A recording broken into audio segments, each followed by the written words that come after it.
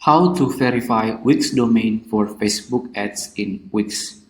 So what you want to do on your WIX dashboard right here, on the left you wanna scroll down until you find settings and you wanna click on it. And then on settings you wanna scroll down again until the bottom. And on development on integrations, you wanna click on custom mode. And then you wanna click on add custom mode. And keep in mind, to do this, you want to have the premium of your WIX. After that, you want to go to your Facebook.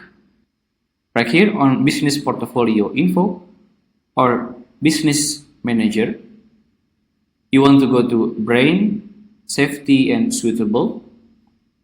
Right here. And then choose on Domains. And then right here on Add a Meta Tag, in number 1, you want to copy this one.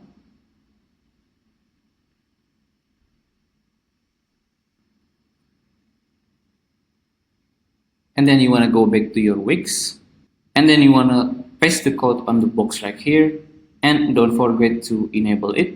After that, you want to go back to your Facebook, and on Facebook Manager account right here, on domains, you want to click on verify domain.